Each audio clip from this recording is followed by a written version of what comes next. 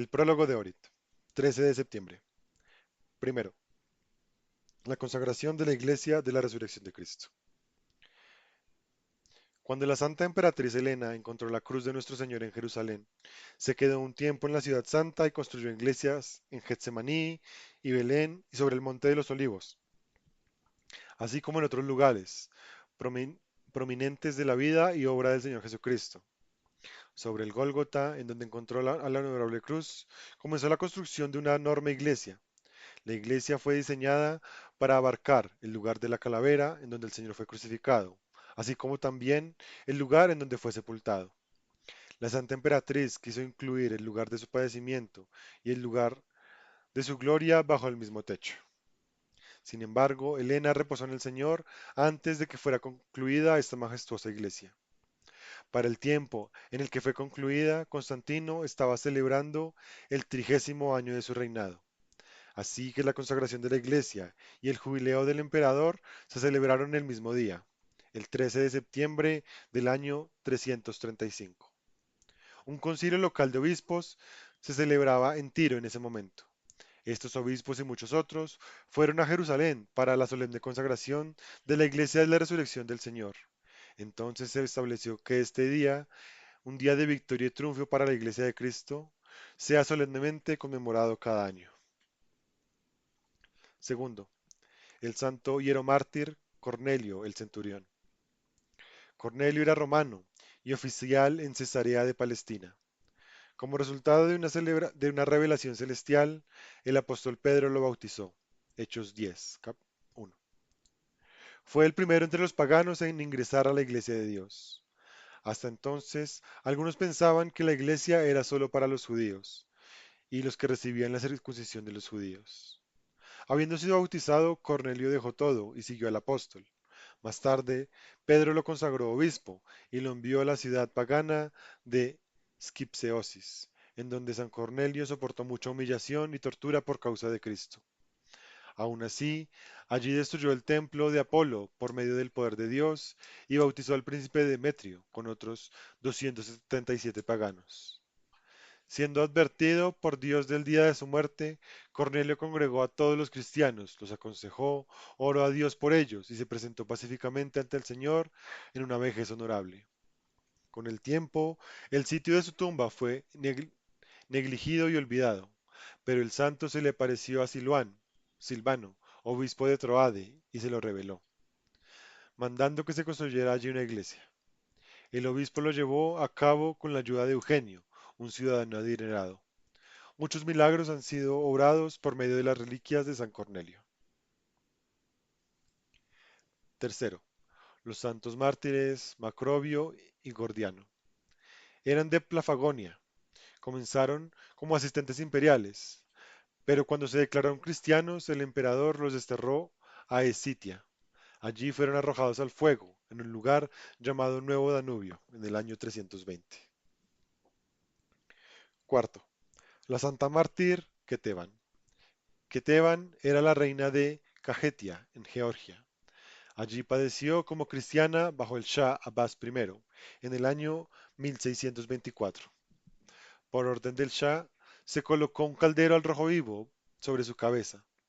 Su hijo Teimuraz, el rey de Georgia, colocó sus reliquias debajo del altar de la iglesia de Alaverdi en Georgia.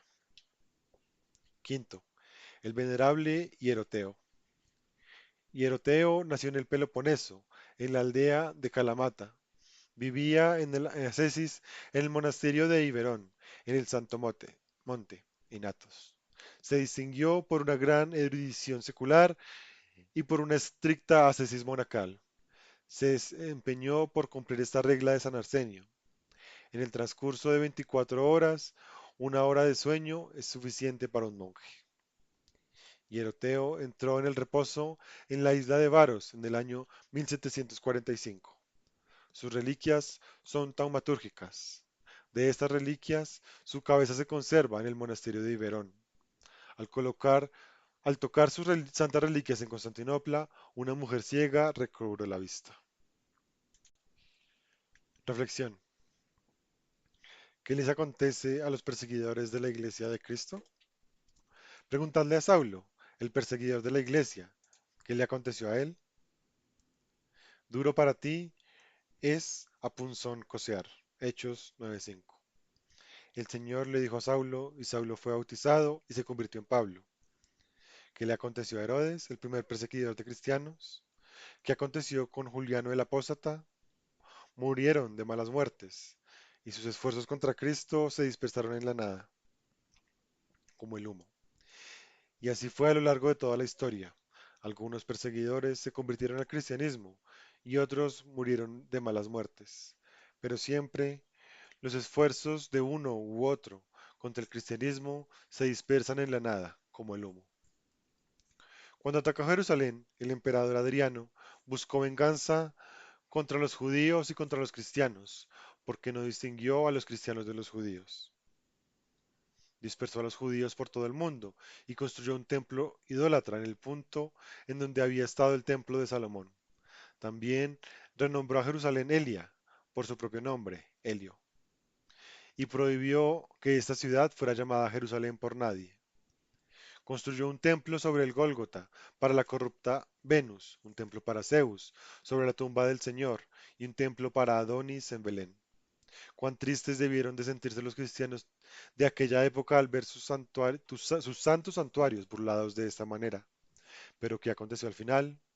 El emperador Adriano murió de una mala muerte, y en el tiempo de la emperatriz Helena y el emperador Constantino, los templos paganos fueron derribados, y en sus lugares se construyeron hermosas iglesias cristianas que aún permanecen en pie hasta la actualidad. Duro para ti es a punzón cosear. Oh, cuán desesperada y desesperanzada es toda la lucha contra Cristo.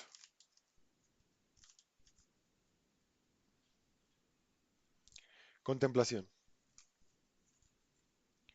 Contemplar la vanidad de los esfuerzos de los hombres en oposición a la voluntad de Dios. Primera de Reyes 1:12. Como 10 tribus se separaron y tomaron al siervo de Salomón como rey. Como Roboam preparó un ejército para hacer la guerra contra Jeroboam. Como Dios lo advirtió de la guerra, diciendo a través del profeta, porque de mí ha generándose esta dicción. Primera de Reyes 12:24. Homilía.